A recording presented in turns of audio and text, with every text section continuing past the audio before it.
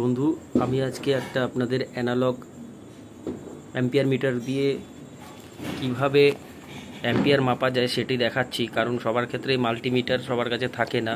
তো এটা 0 থেকে 30 পর্যন্ত অ্যাম্পিয়ারকে মাপা যাবে এবং এটি এসি এবং ডিসি দুই ক্ষেত্রেই কিন্তু মাপা সম্ভব।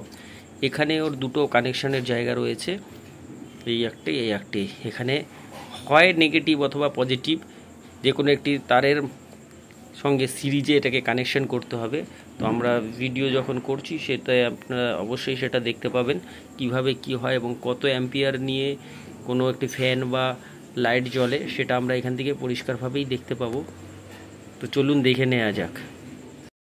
প্রিয় বন্ধু, আপনাদের বোঝার স্বার্থে আমি কিন্তু একটি ডায়াগ্রাম দিয়েছি, যেখানে পরিষ্কার দেখতে পাচ্ছেন যে সোলার প্যানেল এবং সোলার চার্জ কন্ট্রোলারের মাঝখানে আমি একটি অ্যানালগ মিটারকে লাগিয়েছি, অ্যাম্পিয়ার মিটার, যেটা থেকে আমি বুঝতে পারবো যে কত অ্যাম্পিয়ার কারেন্ট সোলার প্যানেল থেকে আসছে এবং চার্জ কন্ট্রোলারে ঢুকছে। ঠিক একইভাবে চার্জ কন্ট্রোলার থেকে ব্যাটারিতে কত চার্জ যাচ্ছে সেটি কিন্তু আপনারা এই ডায়াগ্রাম থেকে অবশ্যই বুঝতে পারবেন। শেষ পর্যন্ত ভিডিও দেখুন আমি কিভাবে বাড়িতে কারেন্টের কানেকশান নিয়েছি এবং সেক্ষেত্রে অ্যাম্পিয়ার মিটারটি কোথায় লাগিয়েছি সেটা দেখার জন্য আপনাকে লাস্ট পর্যন্ত ভিডিও দেখার অনুরোধ করছি। তো আমি এইখানে যেভাবে ব্যবহার করেছি আপনিও কি সেইভাবে ব্যবহার করেন কিনা সেটা জানাবেন।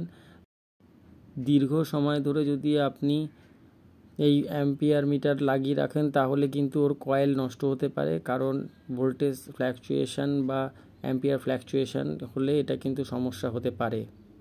এই মিটার থেকে আজকে আমরা এই ব্যাটারিটি কত অ্যাম্পিয়ারে এই ফ্যানটিকে চালাচ্ছে সেটিকে দেখব। তো আমি অলরেডি এখানে দেখুন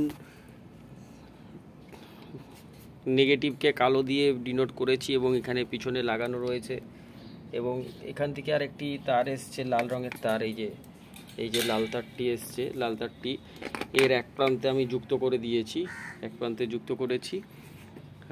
এবার আমরা ফ্যানটাকে একটু সেটিং করে নিই। এবার আমরা এইখানে দেখুন এখান থেকে পজিটিভ এসছে, পজিটিভ তারটিকে এর ভেতরে কানেকশান করলেই কিন্তু এটার একটা সার্কিট পূর্ণ হবে। সার্কিট পূর্ণ হলেই আমরা দেখতে পাবো যে এখানে কত অ্যাম্পিয়ার কারেন্ট নিচ্ছে। তো এখন 0-তে রয়েছে আমরা দেখতে পাচ্ছি। তো আমরা দেখে নিই কত অ্যাম্পিয়ার কারেন্ট নিচ্ছে। তো বন্ধু দেখতে পাচ্ছেন ফ্যানটা এখানে স্টার্ট হয়ে গিয়েছে, দারুণ স্পিডে ঘুরছে আর এখানে কিন্তু প্রায় 2 অ্যাম্পিয়ারের মতন কারেন্ট নিচ্ছে।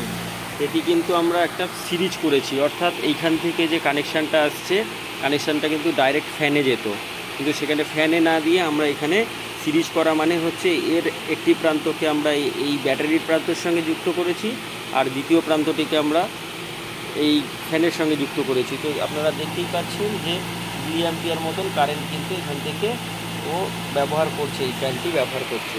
আশা করি ব্যাপারটি বুঝতে পেরেছেন। এটা আমার বাড়িতে আমি যেটা ব্যবহার করি অ্যাম্পিয়ার মিটার। এটা দেখুন বাড়ির যত লোড আছে এটা 10 অ্যাম্পিয়ার মিটার, এসি ডিসি দুই ক্ষেত্রেই ব্যবহার করা যাবে। আপাতত 2 অ্যাম্পিয়ার কারেন্ট নিচ্ছে। এটা সোলারের সঙ্গে ঠিক একইভাবে সিরিজে কানেকশন করা আছে। এই যে এমপিপিটি সোলার চার্জ কন্ট্রোলার ব্যাটারিকে চার্জ করে এবং সেই ব্যাটারির যে পাওয়ার সেই পাওয়ারটাকে এখানে লোড হিসেবে আমি কিন্তু দেখতে পাই যে কত অ্যাম্পিয়ার খরচ হচ্ছে। আমার আরেকটি ভিডিও রয়েছে, সেখানে আপনি দেখতে পাবেন যে আমি এই এমপিপিটি সোলার চার্জ কন্ট্রোলারের সঙ্গে কেন একটা পিডব্লিউএম সোলার চার্জ কন্ট্রোলার লাগিয়ে রেখেছি। প্রয়োজন হলে সেই ভিডিওটাও দেখে নেবেন। এইখানেও যদি কোনো প্রশ্ন থাকে আমাকে অবশ্যই জানাবেন। নমস্কার বন্ধু, ভালো থাকবেন।